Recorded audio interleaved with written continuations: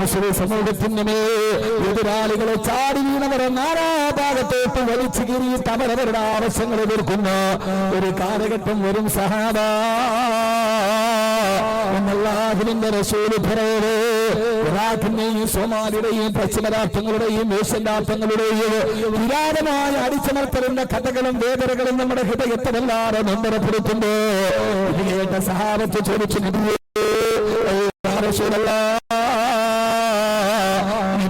അല്ലാഹുവിന്റെ പ്രവാചകരെ, ആ സമയത്തൊക്കെ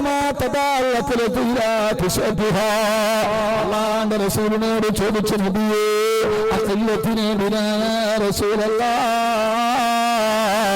ആ സമയത്ത് ഞങ്ങൾ ന്യൂനപക്ഷമായിരിക്കുന്നു, എതിരാളികൾക്ക് അടിച്ചമർത്തപ്പെടാൻ കഴിയുന്ന രീതിയിൽ ഞങ്ങളെന്ന് അങ്കുരി പരിമിതമായ എണ്ണത്തിലെ കുറവുള്ള ന്യൂനപക്ഷമായിരിക്കുമോ തിരുദൂതരെ? എന്റെ പ്രവാചകന്റെ ആൾബലം കുറവായത് കൊണ്ടാണ് ആ രീതിയിൽ ഞങ്ങൾ ആക്രമിക്കപ്പെടുന്നതെന്ന് പ്രവാചകരോട് ചോദിക്കുമ്പോ ഹബീബായ നബി സല്ലല്ലാഹു അലൈഹി വസല്ലമയുടെ മറുപടി, അല്ല സഹാബാ വലാകിന്നകും ആ കാലഘട്ടത്തിൽ നിങ്ങൾ ഭൂരിപക്ഷമായിരിക്കുന്നു. ലോകത്തിലെ രണ്ടാമത്തെ ജനസംഖ്യയുടെ രണ്ടാമത് നിങ്ങളാണ് ന്യൂനപക്ഷങ്ങളല്ല, നിങ്ങൾ ശക്തി കുറഞ്ഞവരല്ല. ആയുധ ബലത്തിന് സമ്പത്തിന്റെ ബലത്തിന് നിങ്ങളെന്ന് രണ്ടാം ശക്തിയായി ലോകത്തിന് നെറുകയിൽ വാടുന്ന സമയത്ത് ആ സമയത്താണ് ഇത് സംഭവിക്കുമെന്ന് പറയുമ്പോ ഇതാൾ ബലത്തിന്റെ കുറവല്ല, ആദർശത്തിന്റെ കുറവാണെന്ന് മുത്തു റസൂൽ ലോകത്തോട് വ്യാഖ്യാനിച്ചു കൊടുക്കുകയാ. അല്ലാഹുവിന്റെ റസൂൽ പറഞ്ഞു, സഹാബാ അന്ന് നിങ്ങൾ ന്യൂനപക്ഷമായിരിക്കില്ല, അന്ന് നിങ്ങൾ ഭൂരിപക്ഷമായിരിക്കും സഹാബ. സിറിയയിൽ ഭൂരിപക്ഷം മുസ്ലിമീങ്ങളാ, അഫ്ഗാനിലെ ഭൂരിപക്ഷം മുസ്ലിമീങ്ങളാ, ഇറാഖിലെ ഭൂരിപക്ഷം മുസ്ലിമീങ്ങളാ, ചെച്ചനിയിലെ ഭൂരിപക്ഷം മുസ്ലിമീങ്ങളാ. എന്റെ പ്രിയപ്പെട്ട സഹോദരങ്ങളെ, ലോകത്തിലുള്ള പീഡനത്തിന്റെയും താടനത്തിന്റെയും പർവ്വതങ്ങളുടെ കഥ കേൾക്കുന്ന ഓരോ രാജ്യങ്ങളിലും ഭൂരിപക്ഷം മുസ്ലിമീങ്ങൾ തന്നെയാ. അവിടെ മുസ്ലിമീങ്ങളുടെ ഭൂരിപക്ഷത്തിന്റെ ജനസംഖ്യാനുപാതികമായിട്ട് അവര് പുറകിലല്ല. പക്ഷേ അല്ലാഹുവിന്റെ റസൂൽ പറഞ്ഞു, നിങ്ങൾ പുറകിലല്ല എങ്കിലും ആൾബലത്തിന് നിങ്ങൾ കൂടുതലാണെങ്കിലും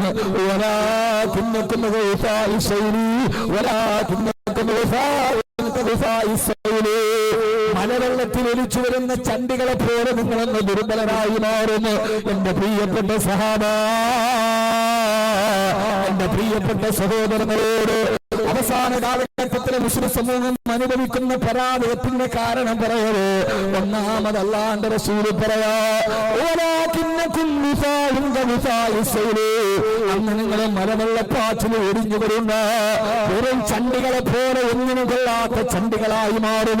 നിങ്ങൾക്ക് ശരീരമുണ്ടാവാം, നിങ്ങൾക്ക് ആയുധമുണ്ടാവാം, നിങ്ങൾക്ക് കാൽബലമുണ്ടാവാം, നിങ്ങൾക്ക് സാമ്പത്തിക പിന്തുണയുണ്ടാവാം, എന്നാൽ ഒന്നിനും കൊള്ളാത്ത വൈക്കോ ചണ്ടികളെ പോലെ ഒന്നിനും കൊള്ളാത്ത കുറെ ആളുകളായി ഉണ്ടാവുക.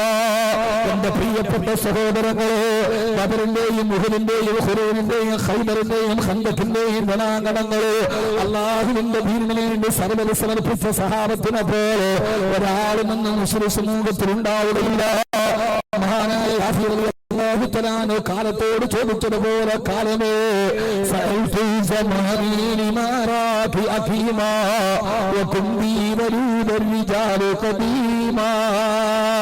മഹാനായ ഇമാമുനായ യാസീർ റളിയല്ലാഹു തആല പറയാ, ഈ കഥകളും ഈ കവിതകളും മനസ്സിലും ഉറപ്പിച്ചു നിർത്തുന്നേ ചെറുപ്പക്കാരാ. ഇമാമുനായ യാസീർ റളിയല്ലാഹു തആല പറയാ, ഞാൻ കാലത്തോട് ചോദിച്ചു പോയി, കാലമേ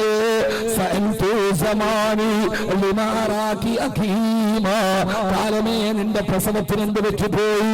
കാലമേ നീ പ്രചരണശേഷി നഷ്ടപ്പെട്ട വന്തയെ പോലെ ആയിപ്പോയോ?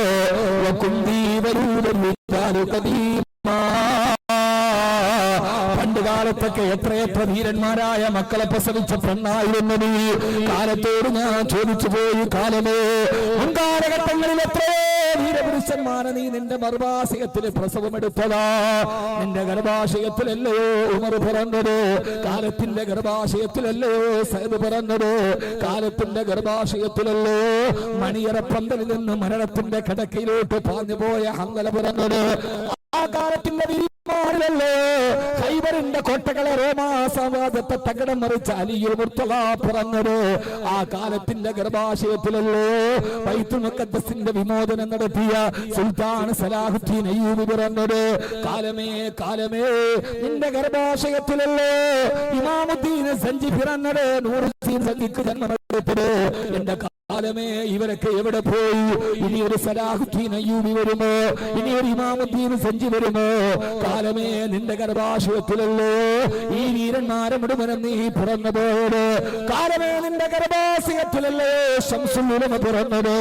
കാലമേ നിന്റെ ഗർഭാശയത്തിലല്ലോ ഞങ്ങളുടെ ശിരസിന്റെ പുറകിൽ വെച്ചിരിക്കുന്ന ബാനർ നറുനിലാവിനെ തോൽപ്പിക്കുന്ന പുന്തിരിയോടെ മരിച്ചിട്ട് മണ്ണിന്റെ മലർന്നു കിടന്നിട്ടും മാനവ മനസ്സുകളിൽ മാറാതെ മറയാതെ മണ്ണിലാവ് പോലെ പുഞ്ചിരി പുകന്ന ബഹുമാനപ്പെട്ട പാണക്കാട് പൂമുത്ത് സയ്യിദ് മുഹമ്മദ് അലി ശിഹാബ് തങ്ങൾ പറഞ്ഞത്. കാലമേ നിനക്ക് എന്ത് വെച്ചു പോയി? ഇപ്പൊ നല്ല നല്ല ആളുകളെയൊക്കെ നീ പിറക്കാത്തതെന്താ എന്ന് ഞാൻ കാലത്തോട് ചോദിച്ചപ്പോ ആ കാലം എന്നോട് മറുപടി പറയുകയാ. കാലത്തിൽ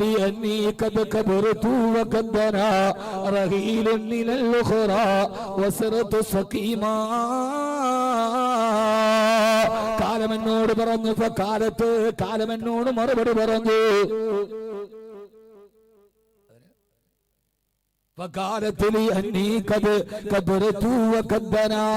കാലം പറഞ്ഞു ഇപ്പോൾ എനിക്ക് വയസ്സായി പോയി. എന്റെ ഗർഭാശയം എന്റെ ഗർഭപാത്രം ദുർബലമായി. ചെറുപ്പക്കാരെ നിങ്ങളിതൊന്ന് മനസ്സിലാക്കണം. കാലം പറയാ എന്റെ ഗർഭപാത്രത്തിന് ദുർബലമായി. എന്റെ കാലത്തിന്റെ ഓരോ കുത്തൊടിക്കൽ എന്റെ ജീവിതത്തിന് വാർദ്ധക്യമായി. കാലത്തിൽ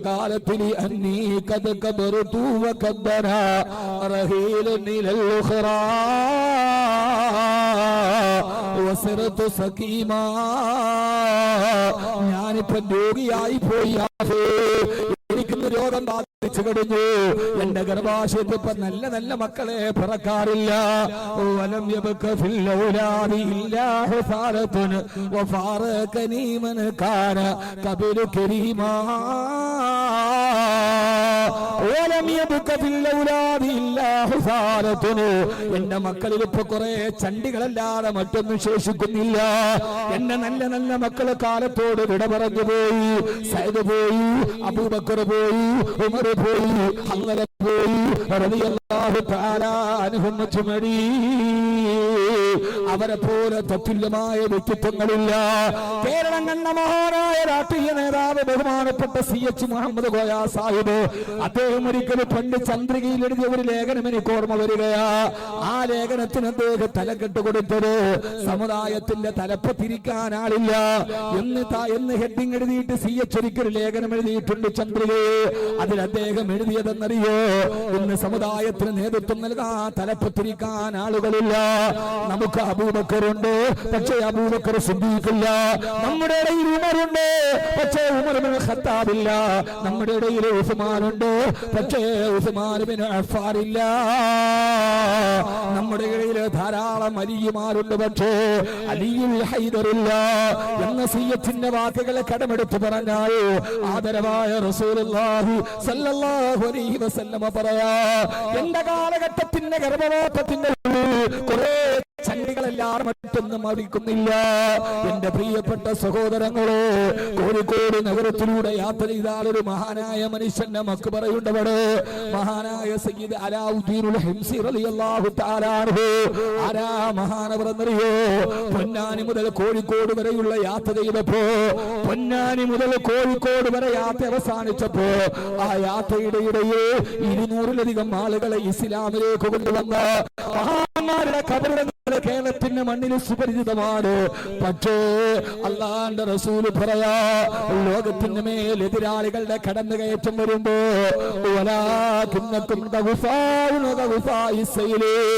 എല്ലാം മലവെള്ളപ്പാച്ചിന്റെ ചണ്ടികളെ പോലെ അവതരിപ്പിക്കപ്പെടുന്ന കുറെ ആളുകൾ. അവർക്ക് ഇസ്ലാമിനോട് കൂറില്ല, അവർക്ക് ഇസ്ലാം ഒരു വിഷയമല്ല, അവർക്ക് നരകത്തെ പേടിയില്ല, അവർക്ക് സ്വർഗത്തിനോട് ആശയില്ല, അവർക്ക് പരലോകത്തിന്റെ ഹിസാബിനെ പേടിയില്ല. വീടുകളിൽ ആവാസം നടത്തുന്ന ആദർശത്തിന്റെ പാപ്പരത്വമെന്ന് പറയിപ്പിക്കുന്ന രീതിയിൽ അല്ലാഹുവിന്റെ ഇസ്ലാമിനെ വികൃതമാക്കുന്ന കുറെ ചെറുപ്പക്കാരുടെ അതാണ് കാസർഗോഡ് ചെറുപ്പക്കാരാ. അലിയിന് പകരം നിൽക്കാൻ മഹാനായ ശൈഖ് സുൽത്താനുൽ ആരിഫ് അൽ ഗൗസ് സമദാനി വൽ കുതുബ് റബ്ബാനി ശൈഖ് മുഹയ്യിദ്ദീൻ അബ്ദുൽ ഖാദിർ ജീലാനി ഖദ്ദസല്ലാഹു സിർറഹുൽ അസീസ് മഹാനവറുകളെ പോലെ ഈ ഫെബ്രുവരി മാസം ഏപ്രിൽ മാസം കാസർഗോഡ് ജില്ലയിലെ എല്ലാ മക്കാമുകളിലും ഉറൂസ് നടക്കുന്ന ഒരു സമയമാണ്. കാസർഗോഡ് നിന്ന് ഡേറ്റിന് വേണ്ടി ആളുകൾ വീടിൽ മുഴുവൻ ക്യൂ നിൽക്കുന്നത് ഈ ജനുവരി ഫെബ്രുവരി മാർച്ച് ഏപ്രിൽ മാസങ്ങളിലാ. ഏതാണ്ട് എല്ലാ മക്കാമുകളും അടക്കപ്പെട്ട മഹാന്മാരുടെ ഉറൂസ് നടത്തപ്പെടുന്നത് ആ സമയത്താണ്. എന്റെ പ്രിയപ്പെട്ട കാസർഗോഡ് ചെറുപ്പക്കാരാ, ഞാനൊന്ന് ചോദിച്ചു കൊള്ളട്ടെ, പലപ്പോഴും വല്ലപ്പോഴും ഒക്കെ വരുമ്പോ പലപ്പോഴും ഞാൻ ഈ കാര്യങ്ങൾ നടത്താറുണ്ട്. മഹാന്മാരുടെ ഉറൂസ് നടത്താൻ നമ്മുടെ ചെറുപ്പക്കാർ മുമ്പിലുണ്ട്. ഓരോ മഹല്ലുകളിലും ഉറൂസുകൾ വളരെ ഭംഗിയായി നടത്താൻ നമ്മുടെ ചെറുപ്പക്കാരുണ്ട്. പക്ഷെ അതെല്ലാം കഴിഞ്ഞാൽ കല്യാണത്തിന്റെ വീടുകളിലെ പേക്കൂത്തുകൾ നടത്തുന്ന കഴിഞ്ഞാഴ്ച ഫേസ്ബുക്കിൽ ഒരു വാർത്ത കണ്ടു. അവിടെ ചെറുപ്പക്കാരനായ മണവാളനെ ആനയിച്ചു കൊണ്ടുപോകുന്ന കൂട്ടുകാരിട്ടിരിക്കുന്ന വസ്ത്രം ജയിൽവാസികളുടെ വസ്ത്രമാണ്. ജയിലിൽ കിടക്കുന്ന ജയിൽവാസികൾ ഏത് വസ്ത്രമിടുന്നു അതേ വസ്ത്രം ധരിച്ചിട്ട് ജയിലിന്റെ നമ്പരും അവരുടെ ടീഷർട്ടിന്റെ മുകളിൽ എഴുതി പുതിയ നിക്കാഹിലേക്ക് കൊണ്ടുപോവുകയാ. എന്റെ പ്രിയപ്പെട്ട പൊന്നുമോനെ, ഞാൻ ഇതൊക്കെ നിങ്ങളോട് പറയാനുള്ള കാരണം ഏതാ? പരമാവധി ഇതൊക്കെ തുടങ്ങുന്ന ഏതാണ്ട് കാസർഗോഡ് ജില്ലയിൽ നിന്ന് നബിദിനത്തിന്റെ റാലി നടത്തിയാൽ നിങ്ങൾക്കിതിനൊരു പുതുമയുണ്ട്. കല്യാണത്തിന് ഏതൊക്കെ പകർപ്പുകളുണ്ടോ അതൊക്കെ ആവിർഭവിക്കാറുണ്ട്. പൊന്നുമോനെ, അള്ളാനെ പേടിയില്ലേ? പരലോകത്ത് നിൽക്കണമെന്ന ഓർമ്മയില്ലേ? നിക്കാഹ് നടക്കുന്ന സദസ്സുകളിൽ സയ്യിദന്മാരിരുന്നാല് പ്രശ്നമല്ല, ഖാദിയാരിരുന്നാല് പ്രശ്നമല്ല, ഖതീബുമാരിരുന്നാല് പ്രശ്നമല്ല, മഹല്ല് കമ്മിറ്റിക്ക് അവരെ നിയന്ത്രിക്കാൻ കഴിയുന്നില്ല, ഇമാമിങ്ങൾക്ക് നിയന്ത്രിക്കാൻ കഴിയുന്നില്ല. നിയന്ത്രിക്കാൻ ശ്രമിച്ചാൽ അവർക്കെതിരെ പരിഹാസത്തിന്റെ വാക്കുകൾ ചൊല്ലുന്നു. കല്യാണ വീട്ടിൽ പ്രതിഫലം കാണിക്കുമ്പോ പൊന്നുമോനെ പുതിയ ആപ്പിളെ കൊണ്ടുപോവുകയാ. ജയിൽവാസിയുടെ വസ്ത്രമാണ് നിൽക്കുന്നത്. എവിടേക്കാണ് പോകുന്നതെന്നറിയോ? ഈ പുതിയ ആപ്പിള പോകുന്നത് സിനിമാ കൊട്ടയിലല്ല, അവൻ പോകുന്നത് ഗാനമേളയുടെ സദസ്സിലേക്കല്ല. ലോകത്തിന്റെ നബിയുനാ റസൂലുള്ളാഹ് സ്വല്ലല്ലാഹു അലൈഹി വസല്ലം പറഞ്ഞു കൊടുത്ത നിക്കാഹു മിൻ സുന്നത്തി, നിക്കാഹ് എന്റെ സുന്നത്താണ്. ആദ്യത്തെ നിക്കാഹ് നടത്തിയത് അല്ലാഹു സ്വർഗത്തിൽ വെച്ച ആദം നബിയുടെയും ഹവ്വാവിയുടെയും നിക്കാഹ് സ്വർഗമെന്ന പരിശുദ്ധമായ സ്ഥലത്ത് വെച്ച് നടന്ന അല്ലാഹുവിന്റെ റസൂൽ സുന്നത്താണെന്ന് ലോകത്തോട് പറഞ്ഞു കൊടുത്ത നിക്കാഹ് ചെയ്താൽ അവൻ ദീനിന്റെ 2/3 ഭാഗം പൂർത്തീകരിച്ചവനാ. ദീനിന്റെ 2/3 ഭാഗം പൂർത്തീകരിക്കാൻ പുതിയ ആപ്പിള പോകുമ്പോ ആഭാസത്തിന്റെയും അനാവശ്യത്തിന്റെയും അന്ധവിശ്വാസത്തിന്റെയും ആരവങ്ങൾ ഇറക്കുന്ന ചെറുപ്പക്കാര് പുതിയ പെണ്ണിനെയും പുതിയ ആപ്പിളയും റോഡിൽ കാളവണ്ടിയിലൂടെ നടത്തുന്ന, അവരെ കല്യാണത്തിന് പോകുന്ന വാഹനത്തിൽ നിന്നിറക്കിയിട്ട് ഒരു സ്കൂട്ടറിന്റെ മുകളില് ചായം കെട്ടി കൊടികെട്ടി നടത്തുന്ന. ഞാനൊന്ന് ചോദിക്കട്ടെ മുസ്ലിമേ, ഇതൊന്നും നിനക്കൊരു പ്രശ്നമല്ലല്ലോ? സിറിയയിൽ നിന്റെ സഹോദരങ്ങൾ ബോംബ് വീണിട്ട് പൊട്ടിക്കയാ. അഫ്ഗാനിൽ നിങ്ങളുടെ സഹോദരിമാരെ ബലാത്സംഗം ചെയ്യപ്പെടുകയാ. അങ്ങനെ ചെഞ്ചിരിയിൽ നിന്റെ പ്രിയപ്പെട്ട സഹോദരങ്ങൾ ജീവിക്കാൻ പാടുപെടുകയാ.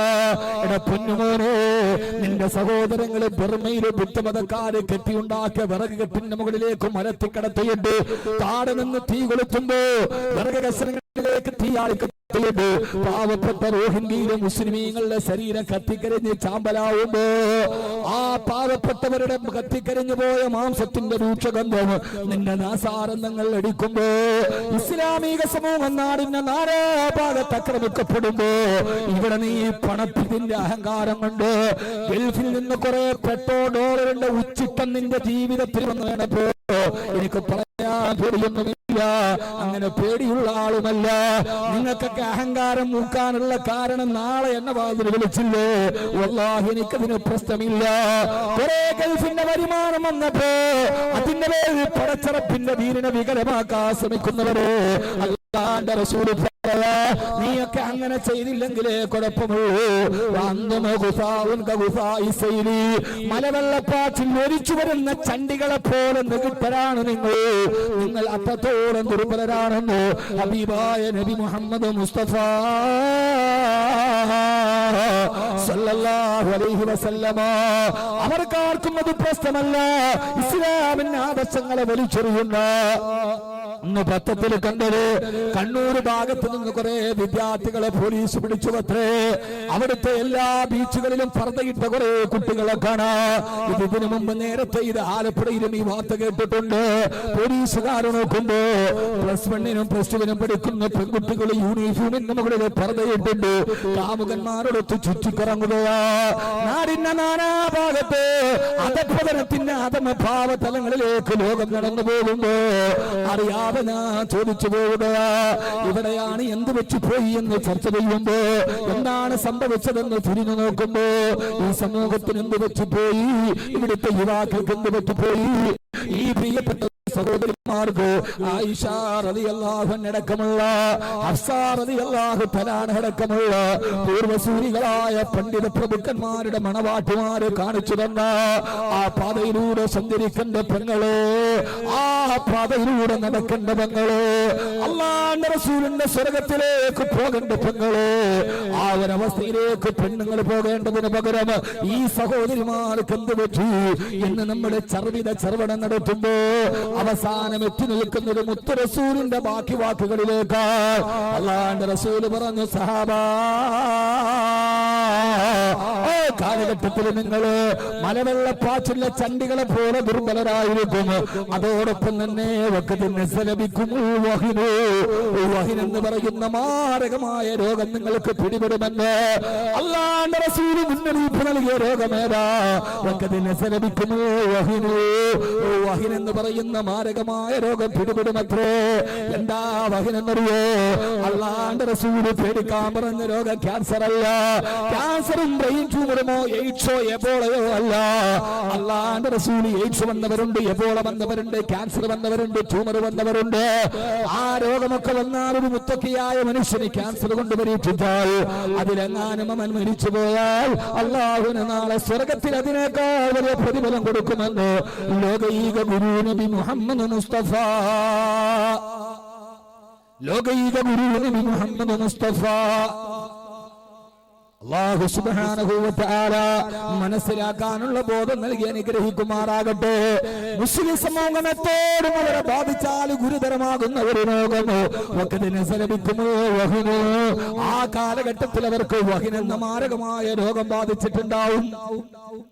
ആ മാരകമായ രോഗത്തിന് സമൂഹം അടിപ്പെട്ടിട്ടുണ്ടാവും. അല്ലാഹു നമ്മളെ രോഗത്തിൽ നിന്ന് കാക്കട്ടെ. ആമേ പറ. ഒരു വർത്താനം പറയാനുള്ള സമയമില്ല, ഉള്ള സമയത്ത് അത് പറയാം, അത്രേ ഉള്ളൂ. അതുകൊണ്ടാണ് ഞാൻ നിർത്താതെ പോണത്. 10:30 തീരണ ഈ സദസ്. അപ്പൊ ഉള്ള സമയം പരമാവധി പ്രയോജനപ്പെടുത്തുക. അള്ളാഹു നമുക്ക് തൗഫീക്ക് നൽകട്ടെ. ഏറ്റവും പ്രധാനപ്പെട്ട ഒരു രോഗം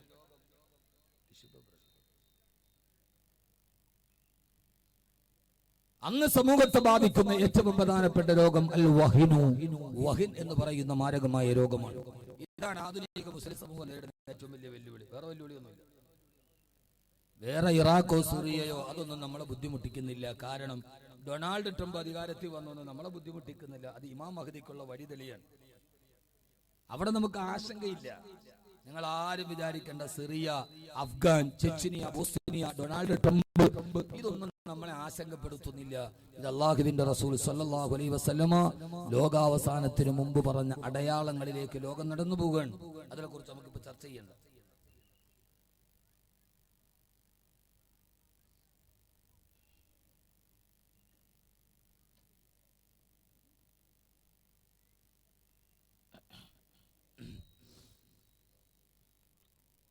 ഏതാണ് മാരകമായ രോഗം? ക്യാൻസറോ, ബ്രെയിൻ ട്യൂമറോ, എയ്ഡ്സോ, എബോളയോ ഇതൊന്നും പ്രശ്നമല്ല. അത് അള്ളാഹു ഇച്ഛിക്കുന്നവർക്ക് വരും. കാരണം ദുനിയാവിൽ അതാർക്കും വരാം.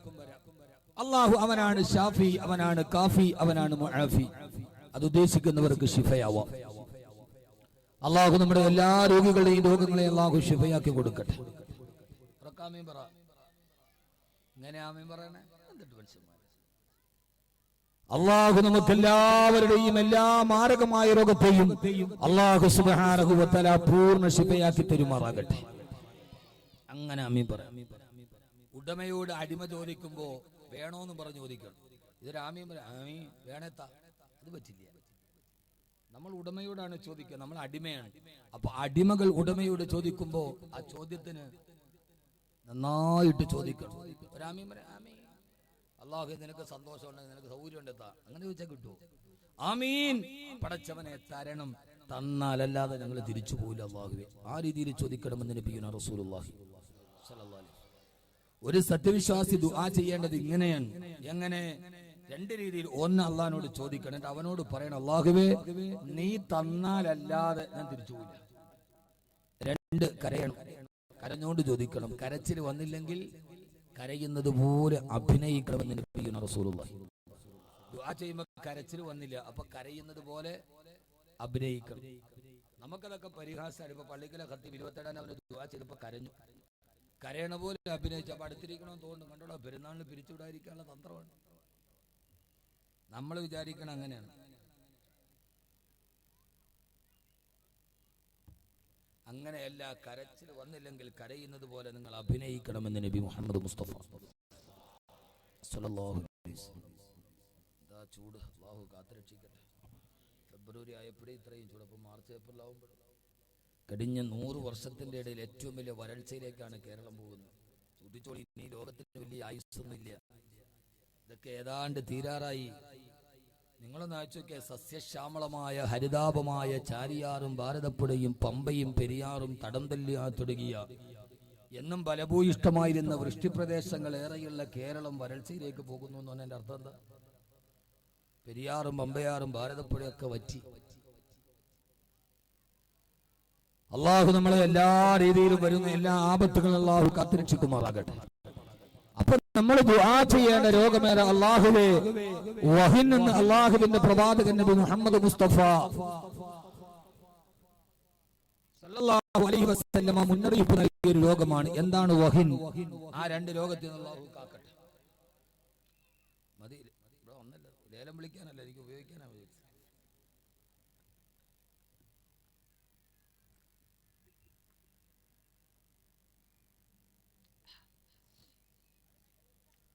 എന്താണ് വഹിന് എന്ന് പറഞ്ഞാൽ എന്താണ്?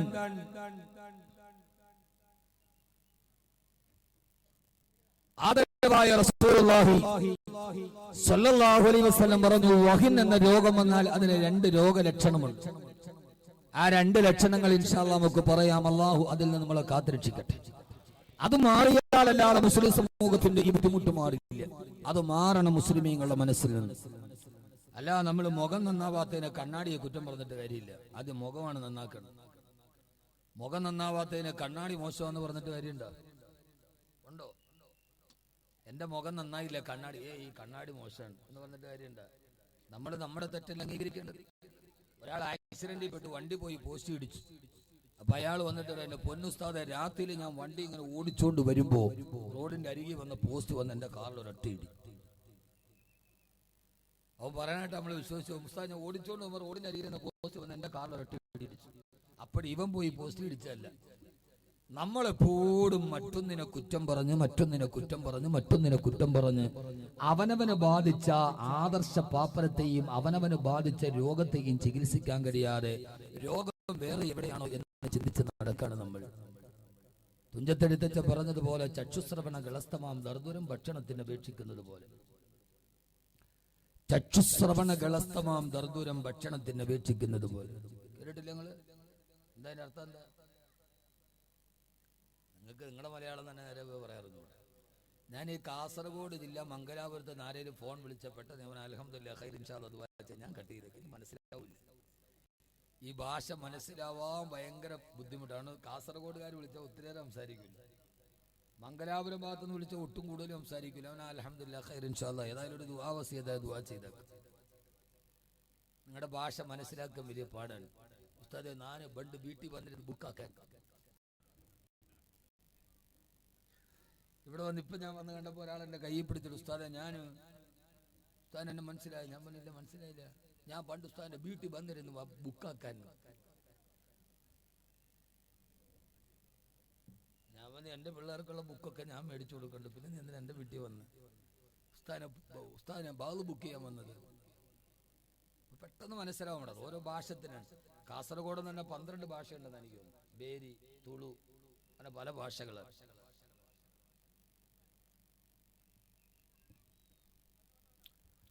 അല്ലാഹു സുബ്ഹാനഹു വ തആല തൗഫീഖ് നൽകി അനുഗ്രഹിക്കുമാറാകട്ടെ. കാസർഗോഡ് എല്ലാത്തിലും നല്ലതാണ്.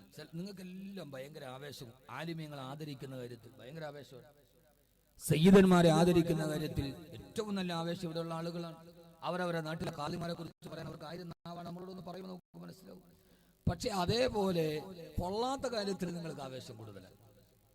കല്യാണം നടത്തിയാൽ അതിനകത്തൊരു ആവേശം, നബിനത്ത് റാലി നടത്തിയ അതിനകത്തൊരു ആവേശം, പട്ടാള വേഷം. ഇപ്പൊ ഈ അടുത്ത സമയത്ത് ഫേസ്ബുക്കിൽ ഒരു കാസർഗോഡ് ബൈക്ക് ഒരു നബിദിന റാലി ഞാൻ കണ്ടു. ഫുള്ള് ഹമ്മർ, ബെൻസ്, ഓടി, ഇത് മാത്രമേ ഉള്ളൂ. ഇവിടെ ഉണ്ടാക്കിയ വണ്ടിയൊന്നുമില്ല. എല്ലാത്തിലും നമുക്കൊരു എന്താ പറയാ, എന്നിട്ട് അതിന്റെ ഡോറൊക്കെ തുറന്ന് ആ ഡോറിന്റെ മുകളിൽ 2 പേര് കയറിയിരുന്ന് ഒരു അറബി താടിയൊക്കെ വെച്ച് ഒരു കമീസൊക്കെ ഇട്ട് പിന്നെ ഒന്ന് ആട്ടി. ഇതൊക്കെയാണ് നബിദിന റാലി. നബിദിന റാലി എന്ന് പറഞ്ഞാൽ ആ നാട്ടിലെ മദ്രസ വിദ്യാർത്ഥികൾ, മഹല്ല് ഭാരവാഹികൾ, സയ്യിദന്മാർ, ആലിമീങ്ങൾ റോഡിന്റെ സൈഡിലൂടെ ഗതാഗത തടസ്സം ഉണ്ടാക്കാതെ ബുറുദ ഓടി തവസ്സൽനാ ബിസ്മില്ലാ എന്ന് ഓതി അല്ലാഹുവിന്റെ റസൂലിന്റെ ജന്മദിനത്തിൽ സന്തോഷം പ്രകടിപ്പിക്കേണ്ട ഒരു ആത്മീയ സാന്നിധ്യമാണ്. അതിനെ നമ്മൾ എന്തിനാ വികലമാക്കുന്നത്? ഞാൻ പറഞ്ഞ മനസ്സിലാവണുണ്ടോ? മനസ്സിലാവണില്ല? ഉണ്ടോ ഇല്ലയോ? നിങ്ങൾ എന്നെ ഇങ്ങനെ തുറച്ച് നോക്കുന്നു വല്ലതും ചെയ്യോ? ഈ കൊലപാതക കേസൊക്കെ നടത്തിയ 13 ജില്ലയിലും കുത്തേറ്റാൻ വരിക, കാസർഗോഡ് മിറ്റത്തും വെടിയേറ്റാൻ വരിക. ഇവിടെ കൊലപാതകങ്ങളൊക്കെ ഉണ്ട്, വെടിയേറ്റു എന്നാണ്. ബാക്കി 13 ജില്ലയിലും കുത്തേറ്റ് മരിച്ചു, അടിയുടെ ഇടിയുടെ ഇടയിൽ മരിച്ചു. ഇവിടെയൊക്കെ മരണം. അടുത്ത സമയത്ത് ഒരു ചെറുപ്പക്കാരൻ പോക്കെടുത്ത് വെടിവെച്ചു എന്ന് കേട്ടു വാർത്തയിൽ. വെടികൊണ്ട് മരിച്ചു എന്നാണ്. അത് വലിയ പേടിയാണ് ഇവിടെ പറയാൻ. എന്നെ നിങ്ങൾ വിചാരിക്കേണ്ട ഒരു പേടിയില്ല പറയാൻ. അള്ളാഹു നമുക്കിത് നമ്മുടെ ദീനിന്റെ കാര്യമാണ്. എന്തിനാണ് കേട്ടിട്ട് മാറ്റം ഉണ്ടാവണം? നമുക്ക് നാളെ മുഅ്മിനായി മരിക്കണം, നല്ലവരായി ജീവിക്കണം. അല്ലാതെ ഒരു വിമർശനമൊന്നും അല്ല. ഒരു ഉസ്താദന്മാരോ ആരും വെള്ളിയാഴ്ച പള്ളിയിൽ പറയുന്നത് ഇതൊന്നും വിമർശനമല്ല. നന്നായി ആത്മീയമായ ഒരു ഔന്നത്യം ഉണ്ടാകണമെന്ന ആഗ്രഹത്തിന്റെ പേരിൽ പറയുന്നതാണ്. അള്ളാഹു നമ്മളെ ഈ രോഗത്തിൽ നിന്ന് കാത്തുരക്ഷിക്കട്ടെ.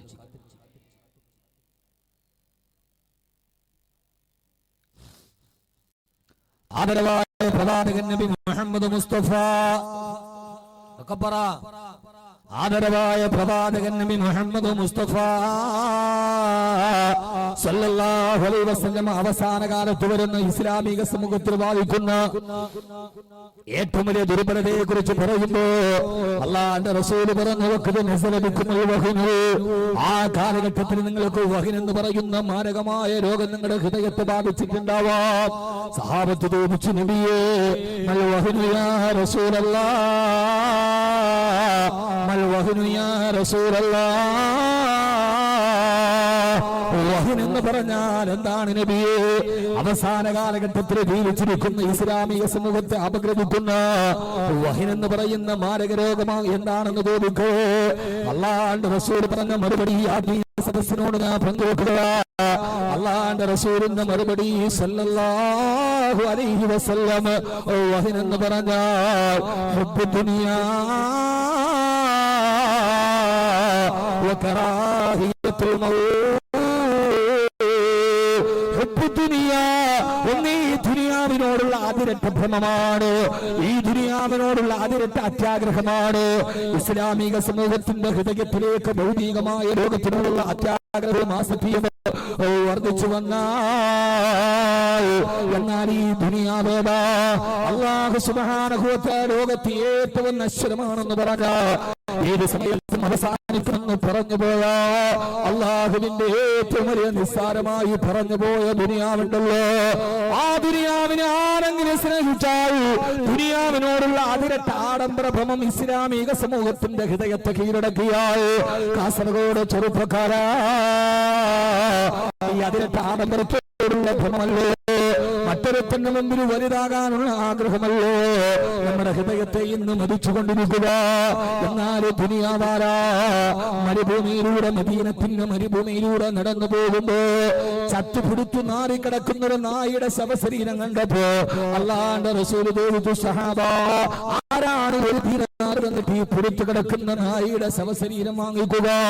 അതിന്റെ ദുർഗന്ധമേറ്റു നാസാരന്ധങ്ങളിലേക്ക് ആ പുതുപുടുത്ത ശരീരത്തിന്റെ ദുർഗന്ധം വന്നപ്പോ മൂക്കുപൊത്തിയിട്ട് അല്ലാഹുവിന്റെ റസൂൽ ചോദിച്ച മറുപടിയായി സഹാബത്ത് പറഞ്ഞു, യാ റസൂലല്ലാഹ്, ഇത് ജീവനുള്ളപ്പോൾ പോലും ഒരു ദീനാർ വന്ന് ഞങ്ങൾ ഇത് വാങ്ങിക്കില്ല.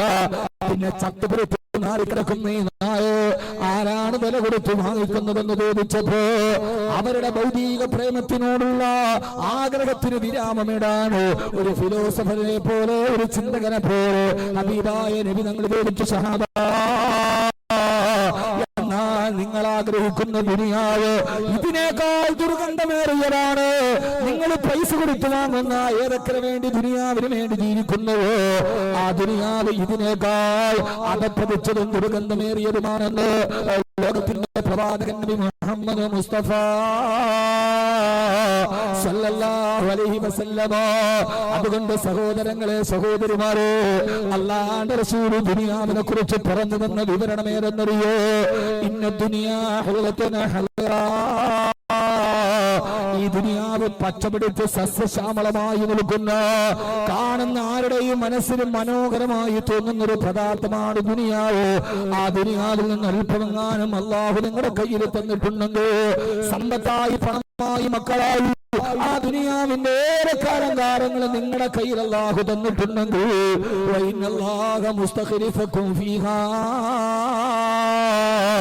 ദുനിയാവ് അല്ലാഹു നിങ്ങളുടെ കൈവെള്ളയിൽ തന്നേക്കാം. എന്തിനാ പടച്ചറപ്പ് പണം തന്നത്? എന്തിനാണ് പടച്ചറപ്പ് അധികാരം തന്നത്? എന്തിനാണ് പടച്ചറപ്പ് ദുനിയാവിന് പ്രതാപം തന്നത്?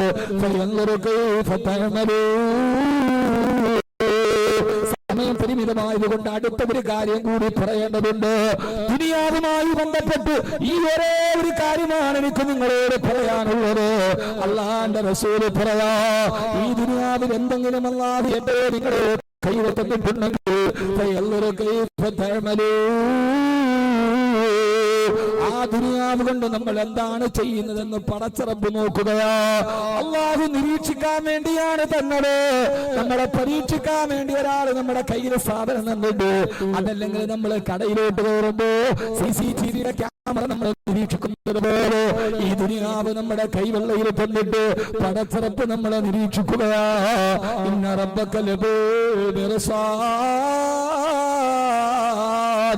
അല്ലാഹുവിന്റെ നിരീക്ഷണത്തിലാ നമ്മൾ. ഈ ബോധം ഹൃദയത്തിൽ നിന്ന് മാറിപ്പോകരുത്. സൗന്ദര്യം ദുനിയാവിൽ അല്ലാഹു തരുന്നത്. ആ സൗന്ദര്യം വന്നിട്ട് ചെറുപ്പക്കാരെ റബ്ബ് നമ്മളെ നിരീക്ഷിക്കുകയാ. പെങ്ങളെ റബ്ബ് നമ്മളെ നിരീക്ഷിക്കുകയാ.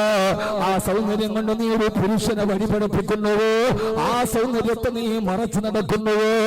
ആ സൗന്ദര്യത്തെ നീ അല്ലാഹു പറഞ്ഞവരുടെ മുമ്പിലല്ലാതെ വെളിവാക്കുന്നു. ആ സൗന്ദര്യം കൊണ്ട് മറ്റൊരു ചെറുപ്പക്കാരനെ വഴിപഠിപ്പിക്കുന്നുവോ? മറ്റൊരു പെണ്ണിനെ വഴിപഠിപ്പിക്കുന്നുവോ? സൗന്ദര്യമെന്ന ദുനിയാവ് തന്നിട്ട് റബ്ബ് നമ്മളെ നിരീക്ഷിക്കുകയാ. പണം അല്ലാഹു നമുക്ക് ദുനിയാവിൽ തന്നൊരു ആഡംബരമാണ്.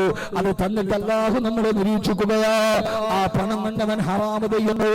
ആ പണം കണ്ടവൻ ഗാനമേള നടത്തുന്നു. ആ പണം കണ്ടവൻ സിനിമ കാണുന്നുവോ? ആ പണം കണ്ടവൻ ആഡംബരം കാണിക്കുന്നുവോ? അതല്ല പണം അവൻ പാവപ്പെട്ടവർക്കും അഗതികൾക്കും അനാഥകൾക്കും നിരാശ്രയർക്കും നിദ്രാവിഹീനർക്കും അവൻ സദഖ ചെയ്യുന്നുവോ? അവൻ നാട്ടിലെ പിള്ളക്ക് സദഖ ചെയ്യുന്നുവോ? അത് കൊടുത്തത് ഞാനല്ലോ. അല്ലാഹു നിരീക്ഷിക്കാൻ വേണ്ടിയാണ് പണം നമ്മുടെ കയ്യിൽ തന്നതെന്ന് അല്ലാഹുവിന്റെ റസൂൽ നബി മുഹമ്മദ് മുസ്തഫ സല്ലല്ലാഹു അലൈഹി വസല്ലമ. അല്ലാഹുവിന്റെ പ്രവാചകൻ നബി മുഹമ്മദ് മുസ്തഫ സല്ലല്ലാഹു അലൈഹി വസല്ലമ. അതുകൊണ്ട് വഹൻ എന്ന രോഗത്തിന്റെ ആദ്യത്തെ ലക്ഷണം ദുനിയാവിനോടുള്ള അതിരട്ട ഭ്രമമാ. അതുമായി ബന്ധപ്പെട്ട ഒറ്റ ഹദീസ് മാത്രം ഞാൻ പറഞ്ഞുകൊള്ളത് സമയം പരിമിതമാണല്ലോ സഹോദരങ്ങളോ. അല്ലാഹുവിന്റെ റസൂൽ പറയാ, അതുകൊണ്ട് ദുനിയാവിൽ നിങ്ങൾ ജീവിക്കുമ്പോ രണ്ട് കാര്യത്തെ ശ്രദ്ധിക്കണേ. ദുനിയാവിൽ ജീവിക്കുമ്പോ രണ്ട് കാര്യങ്ങൾ നിങ്ങൾ ശ്രദ്ധിക്കണേ. അല്ലാഹു തൗഫീഖ്